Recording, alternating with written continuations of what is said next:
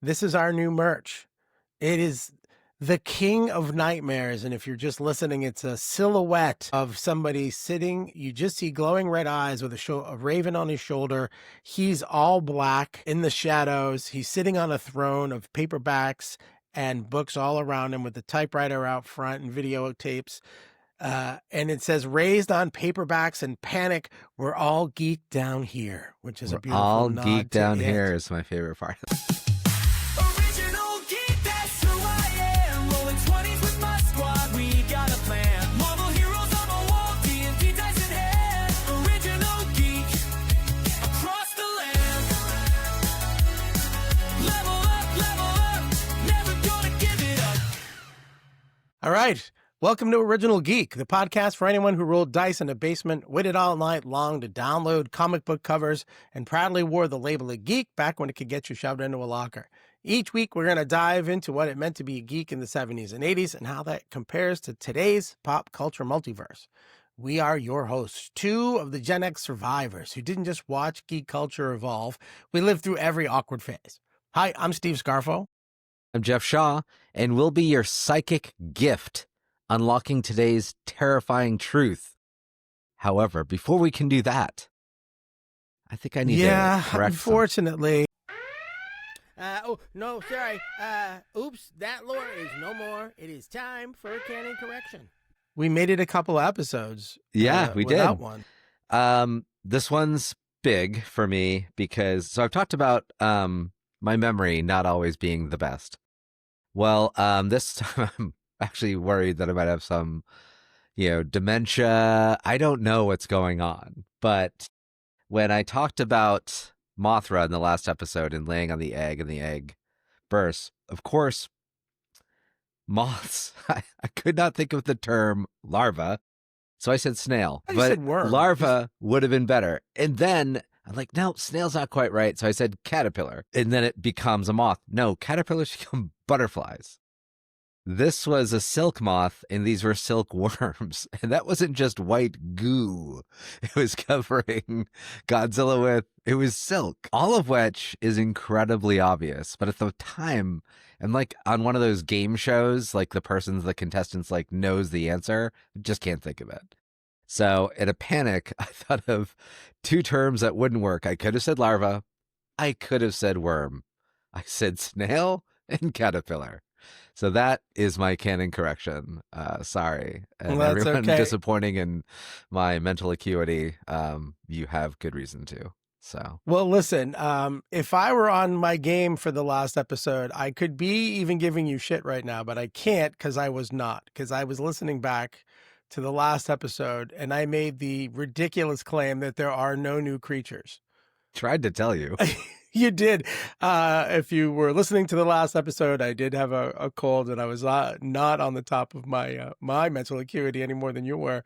And literally every time I'm like, but there's no new monsters. You're like, no, Shape of Water and the gore. And I'm like, yeah. And somehow I just was so stuck on this idea that there are no new like major whatever it was. I was just out of my mind. Right. wrong And then about all it. the kaiju in all of these films are, a lot of them are new. Dude, there's like 100 examples of why I was wrong. And anybody who was listening to the last episode before this canon correction will be questioning my sanity.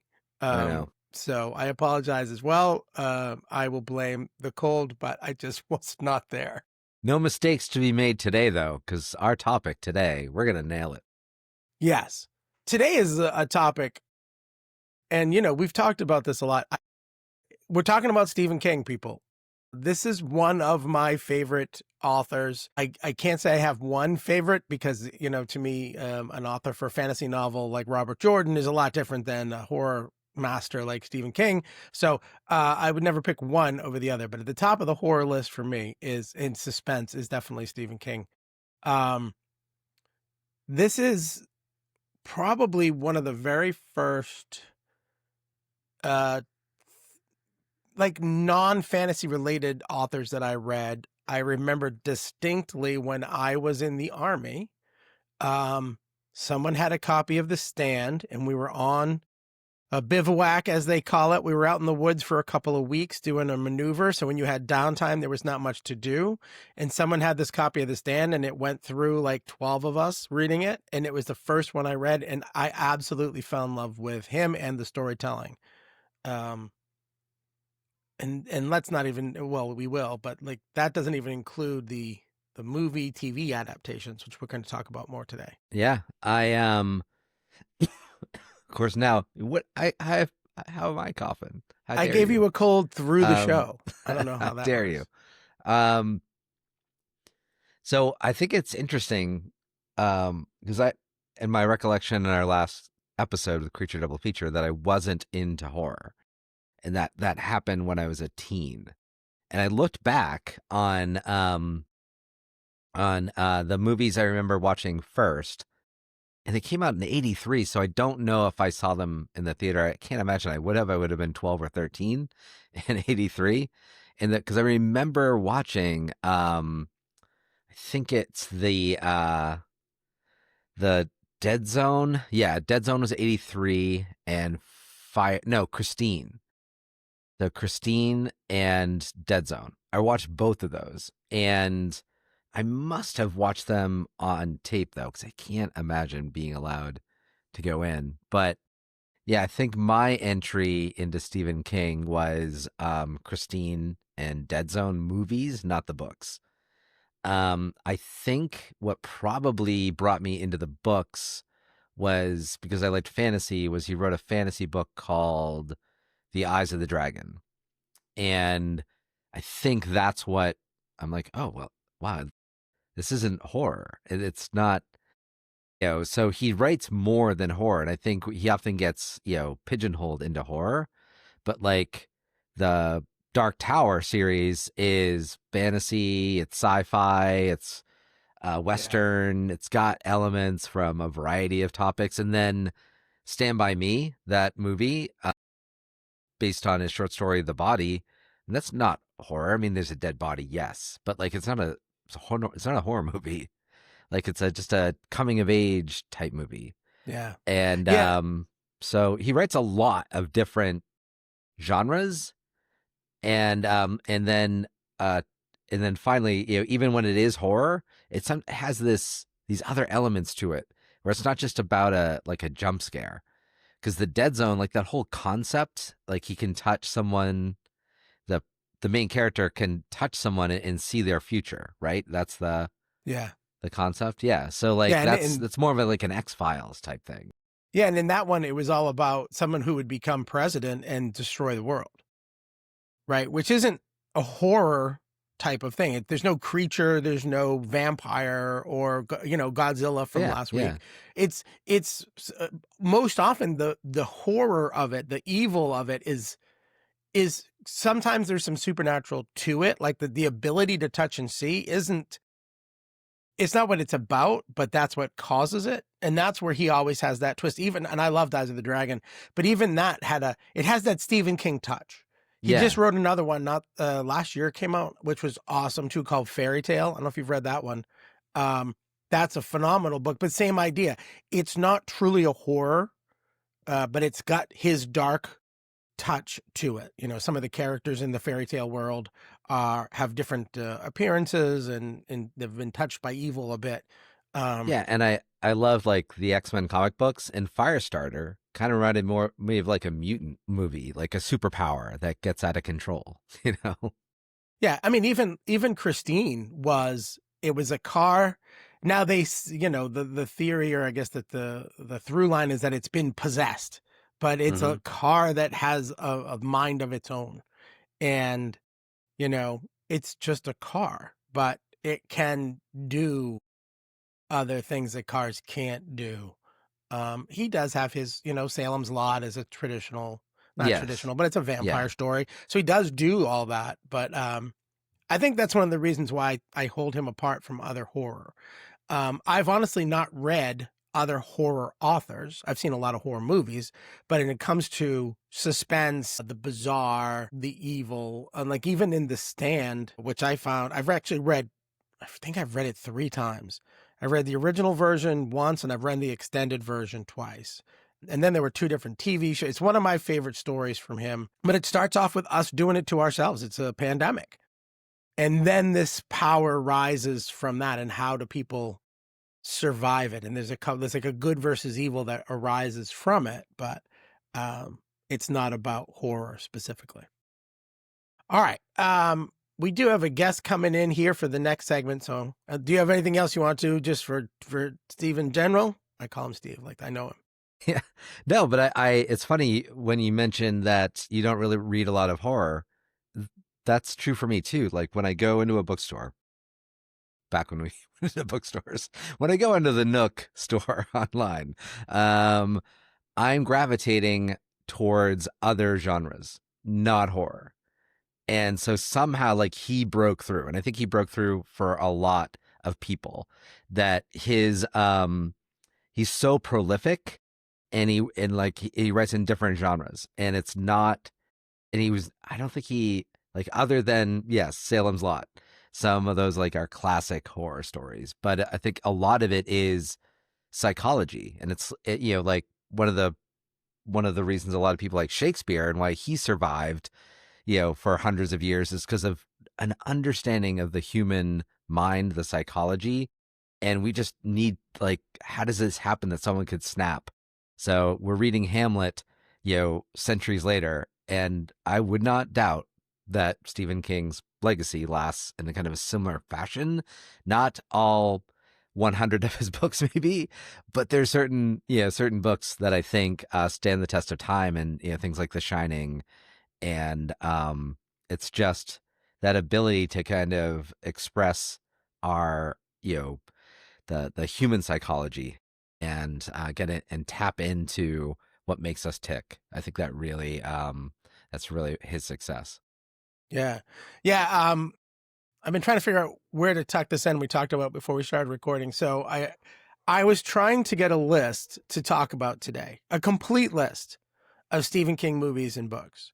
And as if you've been listening at all, I'm a fan of ChatGPT. So I went to my study buddy, my research assistant, ChatGPT, and said, hey, give me a full list of every movie or TV show based on Stephen King. And ChatGPT got confounded. Stephen King is so prolific. This is actually what it said. I can't pull together every single film adaptation of Stephen King's work into one full list. There are dozens, including very obscure ones. But here are some major ones with years for your reference. Stephen King has so many movies and TV shows based on his works. And then I asked for a list of books. Same. It wouldn't give me a full list of books. It directed me to Wikipedia. But apparently it's like 65 novels, over 200 short stories. So when you can break AI as a human author, to me, that is the epitome, right? That's phenomenal. Yeah. I think that's hysterical, and I love it. All right. We are going to jump into our Geek Flashback. We have a guest coming in, and we'll have him here in a second. Let's take a trip through time. It's a Geek Flashback. All right. As I mentioned, we have a guest with us today. This is Joey Quattruccio, good friend of the family. His kids and our kids go to school together, but also, and more importantly, a big Stephen King fan. So, yeah. Joey, this is my buddy Jeff. Jeff, how's it going, man? Joey. Hey, Joey. So, Joey, either your genes are just superior to ours, or are you not Gen X? Have we invited another generation in? I know I might be a little younger, but not a whole lot. Okay. I think you're saying that to make us feel better, Joe. I think. Well, I didn't know if we're going to get a it, millennial angle here. You have probably nice. If you're more than 35, I will fall off this chair. I am. I'm 39. Are you really? Well, now Yeah. I'm even Good more mad because you still have all your hair. I'm in luck generation. there. I'm in luck there. My whole family's bald, so I don't know what's happening. It's coming. You see your future. Yes. Yeah, it's coming. Awesome. Right, so nice. we're talking Stephen King today. And you and I were chatting before the show yesterday a little bit. So tell us, we just did our sort of intro and what brought us into Stephen King. So tell us a little bit about your interest with King and how you're, to be part of it. I mean, his movies have always been all over the TV since before I was born. Like, and my mom actually had a huge library dedicated to just his books, like in the downstairs of our house up in Maine. We only lived 40 minutes from Bangor, where his house is. And Wow. my mother was actually friends with Tabitha for a short period of time. I swear I met him when I was younger, because my mom has a story of me asking him about if he ever wrote any books about dinosaurs, and he just kind of laughed and patted me on the head. That's awesome. Isn't that one of those things though, too, right? We all have done stuff when we were kids, and you look back and you go, I had no idea Yeah. that was the situation I was in. And you're Yep. like, how could you, I was just talking to somebody else, same exact kind of thing. Like something happened to them when they were a kid that if it happened today, they would lose their minds over. Yeah, no, Because it's you weird. get to meet. And you I get to love meet that you Stephen said your King, and mom that's had a library of Stephen King. And we actually, just before this segment, Steve pulled up a list of his books and collections of short stories. And yes, you could fill a small library with And just Stephen I King. just, yeah, I remember being a little kid and looking up at the shelves and just seeing Stephen King, Stephen King, Stephen King, Stephen King. Like she's obsessed. I mean, she's still obsessed, but Yeah. I just remember it wholeheartedly as a kid. So was your entrance his books? Or did you start with books, or did you start with films or No, I'm more of a adaptations? film guy. The It miniseries with Tim Curry was like top tier TV when I was a kid, and I was like the my coolest God. thing. And my kids are super obsessed with that stuff too now. So like we're watching all that and stuff, and it's just great. So you were probably about 10 years old when that, or not even? Uh, yeah, probably not even. No, my mom let me watch anything. Oh Like my God. we went. She did not care. She said like, I mean, to be fair, it was probably TV edited and stuff like that too. But no, she yeah, it definitely was made had- for TV. Oh yeah. Yeah. So Yeah, it was I mean, there regular wasn't anything- broadcast TV. Yeah. Yeah, there wasn't anything too horrible going on, but anything I didn't understand, whatever. Yeah, no, totally. And like one thing we had mentioned last week is a lot of like horror didn't show you that like the knife going into the body, and neither did that. So I was just Yeah. rewatching that classic It from I think 1989. And the first girl that disappears, you see the clown, then it cuts and you see the turned over bike with a Oh, little yeah. bit of blood on it. And Yeah. that's it. Mhm. Yeah, But it that's it. was It's very, very, very easygoing compared to stuff now. So it's not a big. Yeah. Yeah. Oh goodness, yeah, yeah. Georgie in his yellow slicker, the rain slicker. Mhm. Mhm. Which, yeah. Good for So- you. Did you ever Yeah. go back and read it after seeing the TV shows so young? I actually never. I've read a few of his books, but surprisingly not It. I might have to. My wife read It, and it took her a while too, because it's a 1,000-page book. It was yeah, Yes. it's pretty good. It's definitely a lot different than the movie, from what I've heard. Oh yeah, yeah. There's something about the way it's presented, and we talked about this in the first segment a little bit about how he's not always straight horror. It's not always creature and this one is a little bit more about fear, and Mhm. typically the fears of kids revolve around some creature type stuff. But Yeah, it's more intense, I think, in the book because and his writing really dives into the psyche of each character, and you get to know each one of these people a lot more Yeah. so than when you're watching. So yeah, definitely. yeah, he's a I good highly character recommend. creator. They always So, do some weird thing. So, Joey, and for our listeners and viewers, a sneak peek into our debate, which is what's better, the adaptations of with the films and the series, or the books. It sounds like you're landing on the side of which I'm going Yeah. to be arguing, that those film adaptations and TV adaptations are fantastic. Yeah, do you have a mean, favorite this is- adaptation? I like the older one better, just because childhood nostalgia, obviously, but also Tim Curry. I know. He brought a level of comedy to it that the new ones, obviously, they wanted away with the comedy aspect of it, which I Oh, get, yeah. but at the same time, that gives it a better personality that he was goofy. I mean, he was a clown. He was supposed to be kind of goofy, I'm assuming, right? Like, Yeah. but the Bill Skarsgård ones, which are good, don't get me wrong, he did a very good job, but too he's too reasonable and scary as opposed to Tim Curry just being kind of a maniac, just screwing with these kids. Yeah. Yeah. Yeah. Well, and I think the Tim Curry version, and maybe again it's because of the nostalgia, and I read it so long ago. I think it jives better with the book Okay. characterization because he was a clown and he was trying to tease these kids into. So to come out just menacing would only scare them away. But I feel like in the book he drew them in and then terrified them. So I just still remember his laugh. Like it was so deliberately awkward. Mhm. That it was just amazing. Me and my wife actually met Tim Curry at a Comic-Con, like I want to say Wow. 6 or so years ago too, at the Boston Comic-Con. That's Oh, awesome. was that would cool. have been awesome. Yeah, Was we got he a picture. Was he there presenting any specific No, work? I think it was Okay. just him there, icon. Yeah, It, that's awesome. It's funny in the way of King is with the writing. He's just one of those people. It doesn't matter what he's there for.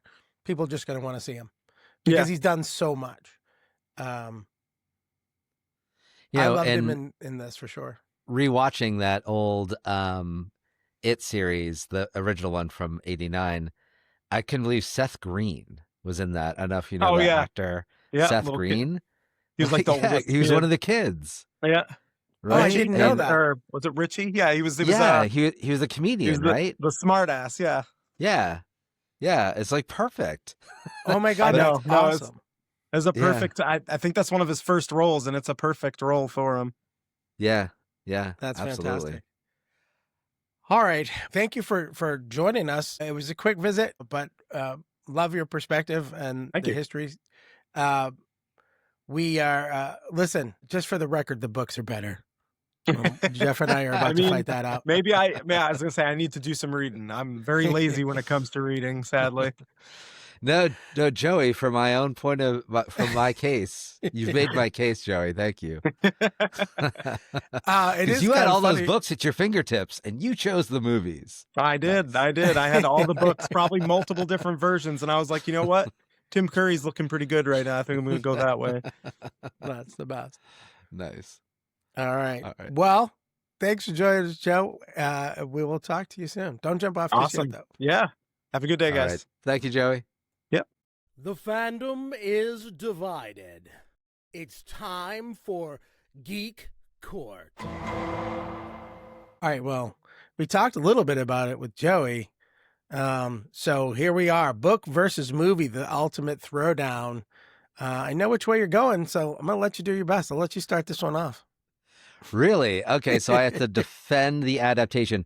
So let's be clear here with what the ask is, because I think if I can't defend all the movies and all the, there's over 70, and a fair amount of them are misses. They are just not as good as the original material. And we're going to talk about, and so I'm going to bury this one right away. The Dark It's burying the Tower lead. is our epic fail. You're not allowed to bring that one up because The we Dark got to Tower? talk about it later. Okay. However, there are some that do a fantastic job. In fact, I think in some cases are better than the story it's based on. Stand By Me is there. So there's a short story called The Body about a group of boys that discover a body in the woods. And Stand By Me takes that and blows it up. So I think the reason a lot of his movies aren't as successful is because when you try to take a 1,000-page book and make a 2-hour movie, you're going to miss so much content. But when you take a 20-page short story and you turn it into a 2-hour movie, you're able to get deeper into the characters and their motivations and really develop the story. Shawshank Redemption, same thing, based on a short story. So my primary evidence is movies like Shawshank Redemption and Stand By Me being able to be better than the written source. And then we do have a few adaptations that I feel are as good as the source material, and in some cases improves upon it. The second series with Skarsgård as Pennywise. In the book, the way they defeat Pennywise, that is where the movie's better.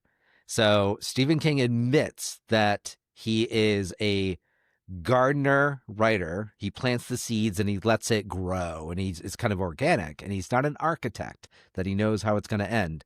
And I think maybe he doesn't admit it with it, but I know in general he has admitted that he doesn't always care about the endings and he just wraps things up. But the ending of it, like before they can defeat it, in the book, they have underage sex so that they can get empowered. And then they it's their literally coming of age moment. Yeah, exactly. So, and then they literally like physically defeat Pennywise and the eggs of Pennywise's brood. But in the movie, they don't do that underage sex thing of empowerment and coming of age, and they and instead they psychologically, conquer their fears, and that conquers Pennywise. So that's my evidence. I can't defend all of the adaptations. I can only bring up some evidence, which I think is what this court case is about, that there are adaptations that are as good or better than the books. Your turn. I could almost hear now you have to understand, counselor. I can hear you going. So I don't disagree with that. I do think that some of his endings are weaker. And again, he does make fun of himself sometimes for it. But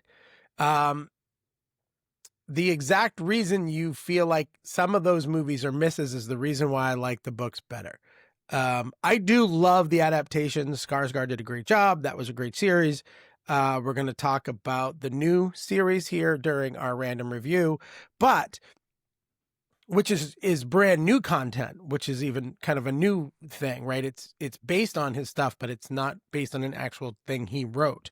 I'm honestly not even sure how much he's had involved with the specifics of that particular version. But when you read those books, and we talked about it when Joey was on, that something about the way he evolves the story, the way he writes his prose, the characters that he creates, their little idiosyncrasies, he develops characters in a way that very few other writers that I've read anyway can do, where you feel like you fully know these people because it's like when you sit in a room with somebody and you notice they have like a little nervous tick. Like in a movie, they wouldn't show that because it's not, germane to big screen adaptations, right? But in the story, in the book, that little tick might become something huge later in the story because that's the reason this happened. And it's a tick because of this situation that you don't find out till page 876.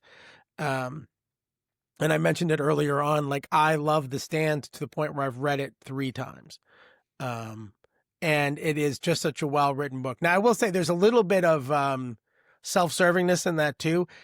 Part of that story starts off in Kennebunk, Maine, and they go down through Berwick, and he literally describes streets we've been on.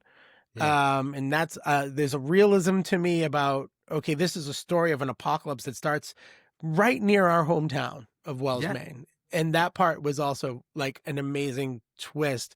And they talk about it in the movie. They did a TV show, I think it was on Showtime a couple years ago, which was it was better than the original movie that they did, but that adaptation of The Stand was great. Yeah. But yeah, I think the fact that you miss some of that in the adaptations is why I prefer the books. I'm not going to say I don't like the adaptations, but I do prefer the book. I think book wins just because you lose so much. And it's not just Stephen King. I think that's true of most adaptations. I will always prefer the story from the book. And in fact, some of them, I think we've talked about, just completely missed the mark. And obviously there's a lot of his that have as well. I do, in a weird kind of crossover, and I think it was called 4 Past Midnight was the collection, was where I first read the story of the Langoliers. Yeah. And it's one of my favorite short stories. And I was at one point someone who thought they might be able to write a script and have realized that I just don't have the discipline for it. Thought that this would make a great movie, and then they went ahead and made a movie of it. So it was very cool to see that connection between material that I really enjoyed and wanted to see visually that they then went and made. And I think they did a really good job on that one. That had Bronson Pinchot as the character. I forget the character's name, but he was the one that ends up going the most crazy. Yeah. It's time for a random review. Ooh, natural 20. Natural 20. I think it's funny. I just saw you kind of holding up your shirt, and I didn't actually, I didn't do this on purpose. Rolling dice. Rolling dice builds character. Yeah. And you have a dice rolling shirt on too. That's hysterical. Yeah. All right. And So it says because I'm the DM. So, yes. Well, and we all know the history there. So this is our second random review, and we liked it so much. Hopefully you guys enjoyed the segment. If you missed the last one, here's the deal. We have a chart. There are 12 categories, all based on the die roll of a D20.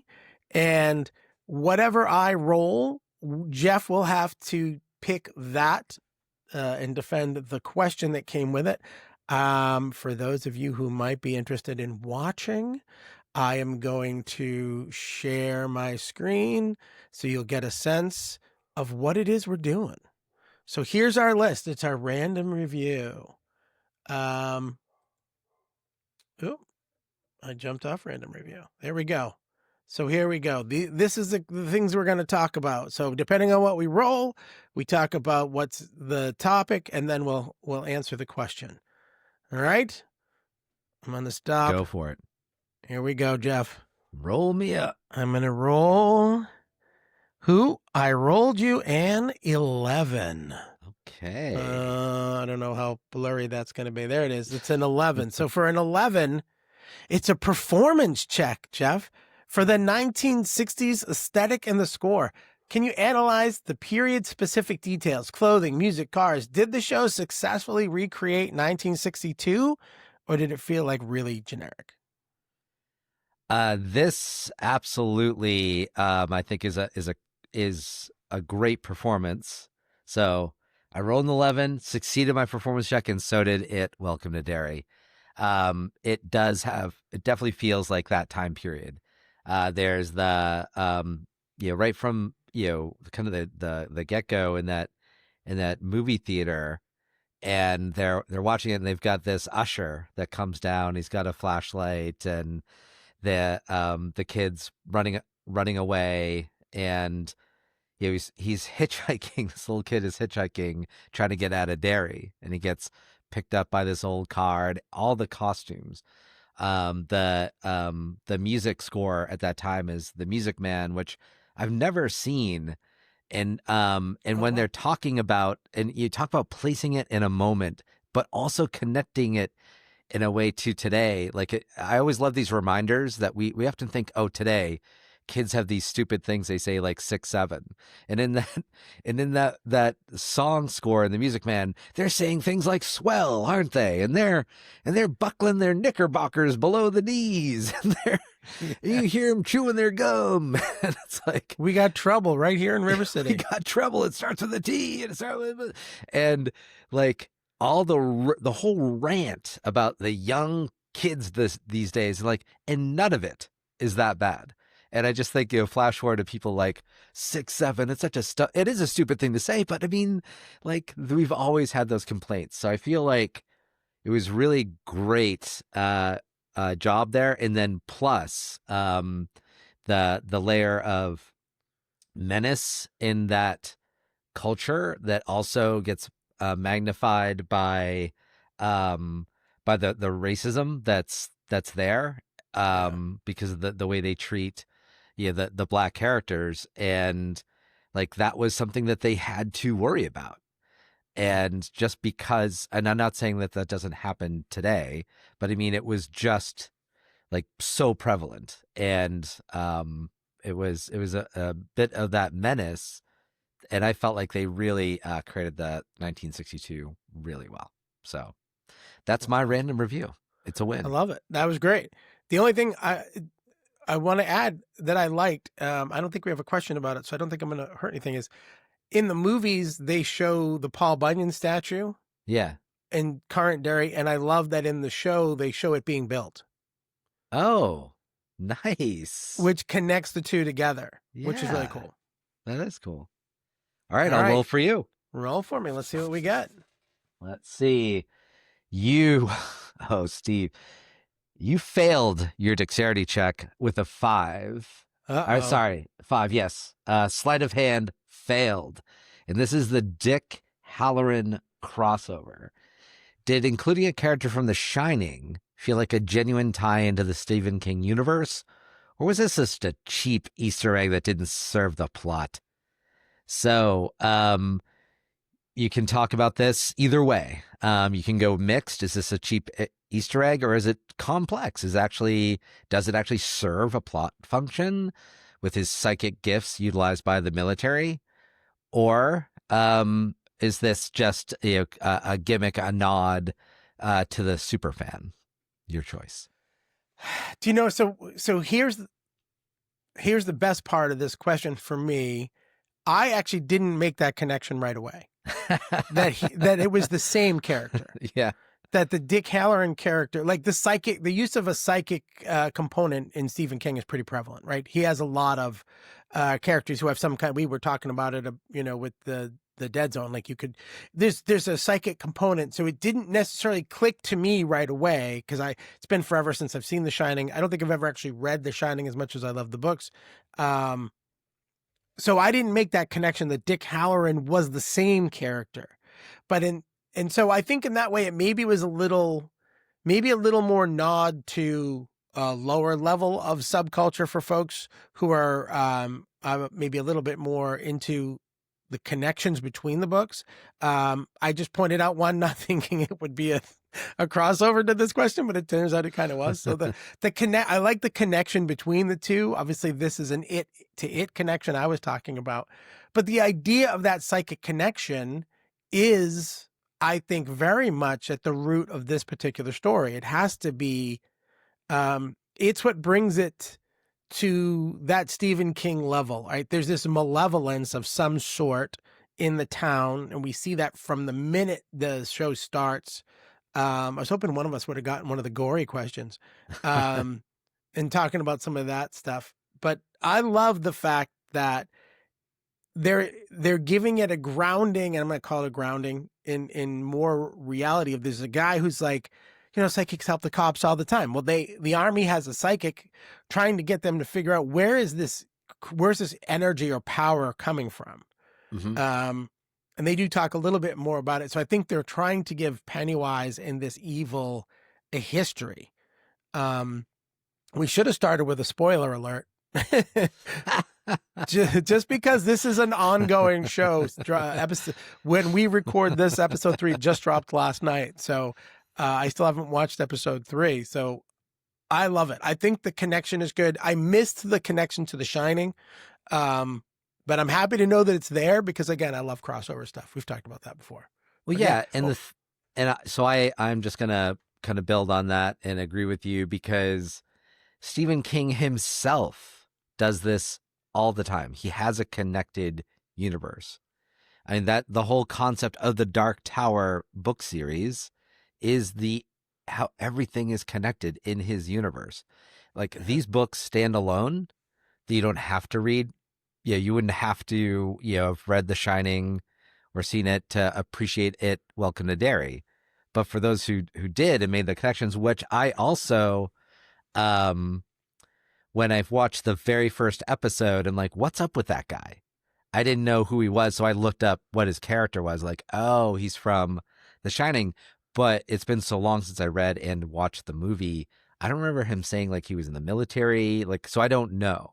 But I'm okay with it if this was not what Stephen King intended for his Halloran character because it's true to his universe, having these interconnections. And I wouldn't be surprised if we see something else pop up in one of these later episodes. So I think it's true to Stephen King, true to his universe. I think it works. Awesome. All right, so there we go. Random review. If you like our review, jump online, give it a like, give us a follow, ask any questions.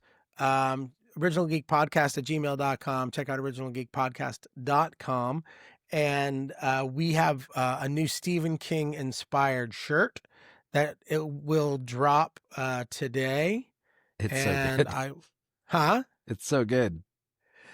This is one of my favorites. I'm going to do a quick screen share for those of you watching. You guys have got to check this one out.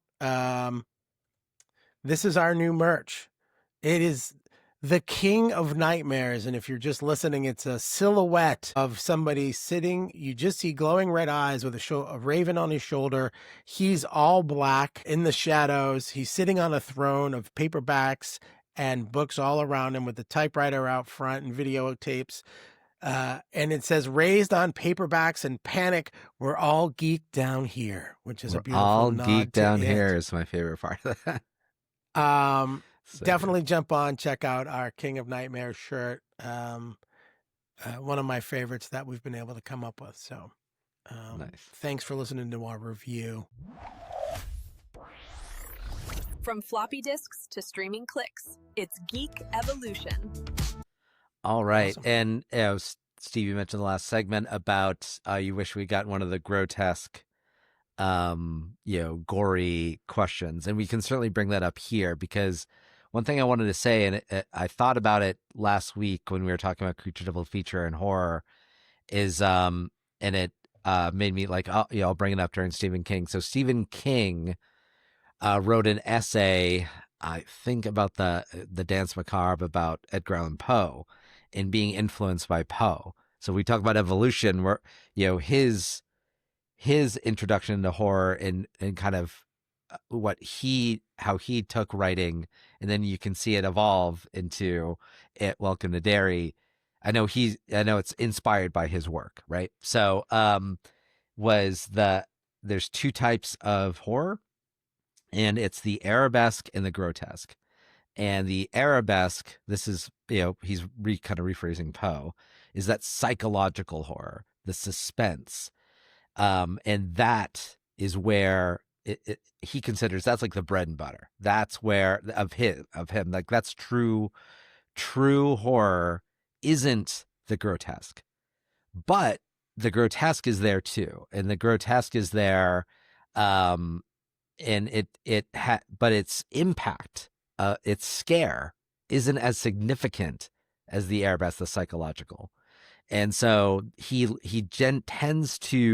uses it, he leverages it, but that's not where the majority of the horror comes. It's that psychological. And so I feel like when we look at the evolution, and I know this was a question in a random review, is like, was that too grotesque? Was that too over the top right at the beginning? And Stephen King does tend to hold off on the grotesque. He lets the suspense build first. And so when we talk about evolution, I think that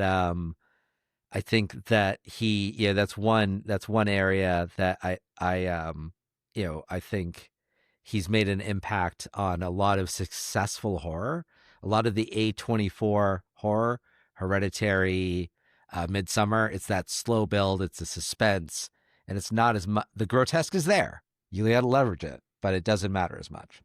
Yeah. I agree with all of that. And as you were talking about it, it made me think a little bit more about those first two episodes of it. And I know the review itself is over, right? But in Welcome to Derry, there is no pull away. It actually reminds me more when we were talking about horror last week, when I talked about The Walking Dead, where they seem to lean into those grotesque moments. Not seem to. And again, we should have said this before, but spoiler alert, if you've not seen this episodes, they dive deep into the horror of the grotesque, right? It's truly like in the books. In the books, these kids are haunted by their worst nightmares, and that's very well established that what's happening to them is each one is individual to themselves. But when kids go missing, as they do in that story, we don't see it. You just, all of a sudden, there's a kid being confronted by something that terrifies them, and then they're gone. And the next chapter starts with a missing poster or something like that, right? It's, Georgie has disappeared. In this version, we see what happens, and it is not pretty. Even some of the hauntings of characters that don't end with them missing is very, very intense. I'm thinking of the pickle jar scene was to me just horrific. And I guess that's what they were going for. But so, and we don't usually put a pejorative on it. In this case, I don't know that I like the evolution. I really don't know. It's drawn me in enough that I'm going to watch episode 3 when we're done. But I don't know if I dig that. But that's part the thing of is, like, we can't quite put that on King. I think King is still true to that notion. Good point. So this is more. So when we're watching the random review, which I guess we're just gonna do it. Is like that is a criticism of those who how true is this to Stephen King? And I think but I do also think it's okay. Like, I think I'd rather, overall, I'd rather have this and not happen. I think that this is great. It's intriguing. But yeah, it's definitely, the filmmakers, that's their stamp. Interpretation. Like, we love the grotesque, and we're going to do it right away. No, and that's a good point. That's a good point. That's Stephen King's evolution has stayed true to how he writes his stories. And I just read The Outsider, I guess it was a couple years ago now. Very much true to how he, in fact, I have the book, but have not read. It's a story all about the main character, Holly Gibney. It's just called Holly. So I'm dying to read that. My reading days are slower these days, but I totally forgot about what was that? If It Bleeds was a short story based on that too. The Mr. Mercedes, is that she's in Mr. Mercedes? Oh, the actress, yes. Holly Gibney, the character. Yeah, right. I have not read Mr. Mercedes, so Holly might be in there. The TV show that they made on it. I don't know if you remember. Oh, I haven't seen that. Oh, so the character of Holly Gibney is in Mr. Mercedes? I think so. I feel like, but even if, like, I just suddenly remembered, like, Mr. Mercedes, I should have brought this up. That also is a great TV adaptation of. So that's not one I've seen. I'll have to watch it. Brandon Gleeson, I think, is in it. That character is, because she appears in different shows. She's played by the one who's the Wicked Witch. She's what's that actress's name? In Wicked. She's in Wicked now. She's obviously amazing. So yeah. But I feel like I can't think of her. Hold on. So but I think also the evolution, I think about impact.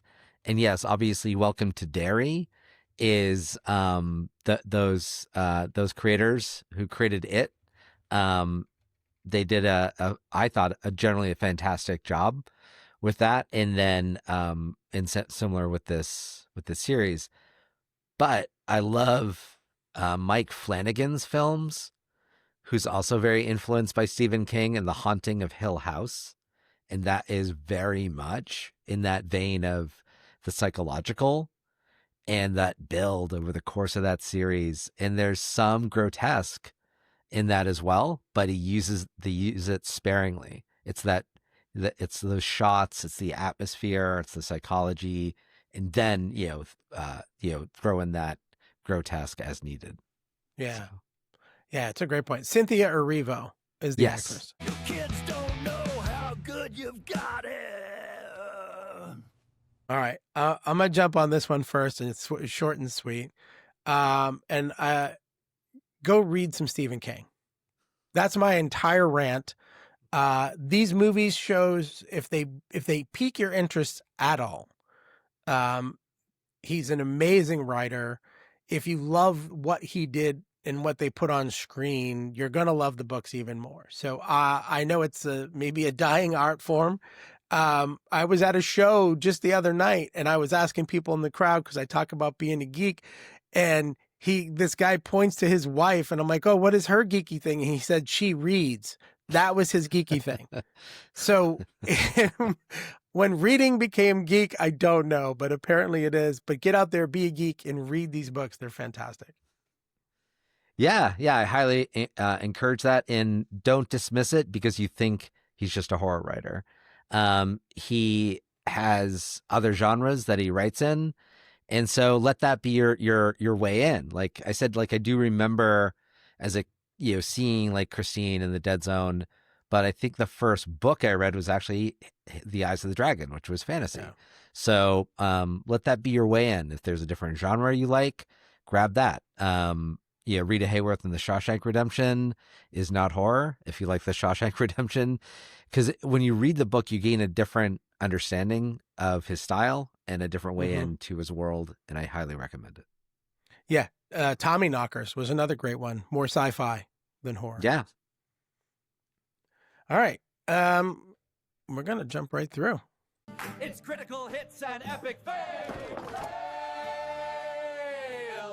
All right. I think you said you have a critical hit. No, I have an epic fail. You have an epic fail. Please go take the critical hit. All right. I think I might have given away the game earlier in the show then. My critical hit is The Stand. I don't know why. I really can't pinpoint it. To me, there's something about the way that story flows. The original book, I think, was 750 or 800 pages. He released an expanded edition of like 1,100 pages, and I read that one even faster than the original. I think I've read the second version twice. I read one of them twice, and honestly, it's been so long, I don't remember which one. But I love the expanded version. I've watched every version of the adaptations. There's something about this ultimate battle between good and evil told the way he tells it. Again, that nostalgic tie-in to where we grew up at the beginning of the story. And for the record, it's a tiny part of the story, but it is at the very beginning. But to me, absolute knockout of the park. Go read The Stand. Go watch The Stand. Phenomenal piece of work.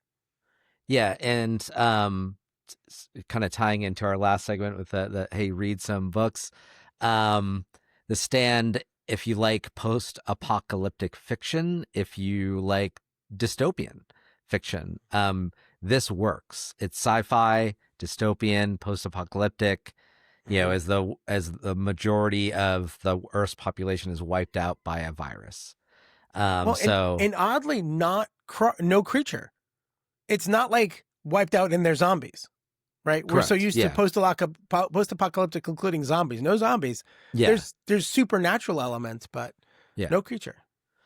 Yeah, so highly recommend that. So my epic fail is The Dark Tower. And The Dark Tower movie, The Dark Tower is like 1,000-page book. And then there are, I should have looked this up, and of course this is going to break ChatGPT, but if you could, while I'm doing my thing, look up how many are in the series. And it's not done yet.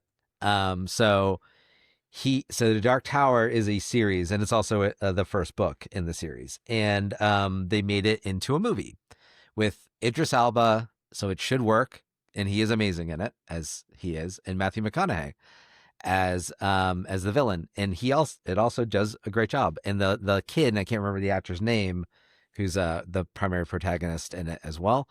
And he is great. Like, it has great special effects. This should work. It's 90 minutes long for a 1,000-page book. And there's 5 books, 6 books. Okay. So 7 books. Okay. Holy crap. I didn't realize there were 7 of these. No, 8.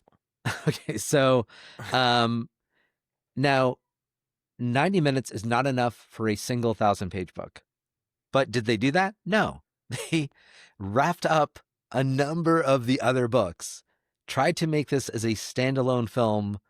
Sony owns it. And so allegedly they were trying to make a franchise, but an epic fail. for a franchise. Yeah. It just did not work. In 90 minutes, it's too rushed. There's no depth. There's barely any explanation as to why anything's happening. It's No. such a fail. And I would get it if this was not a Stephen King book and they had one shot. They're like, we can't guarantee it's going to be a sequel, so let's just try to do it all. Like the book Aragon, the dragon. God, such a fail. There's a number of examples, and this, of course, they're not all coming to my head. This has happened to a number of authors. It should not have happened to Stephen King. Stephen King. Oh, Robert Jordan's The Wheel of Time was butchered by Yeah, exactly. Amazon. But like, there was no evidence that Robert Jordan's work could stand in that medium, Right. whereas Stephen King has, and with a Marvel Cinematic Universe, a DC Cinematic Universe, they could have been a Dark Tower Cinematic Universe, TV shows, movies, and it would have worked. And Universal's trying to make the monster universe work with Frankenstein and Dracula and all that. And I'm not saying they're failing there, but man, they should have had the Dark Tower. That would have been amazing. And then they could have built a Dark Tower, a Stephen King universe. I think it would have been so effective. Yeah. So disappointing. That's the I epic will say, fail. I think it's 7 books.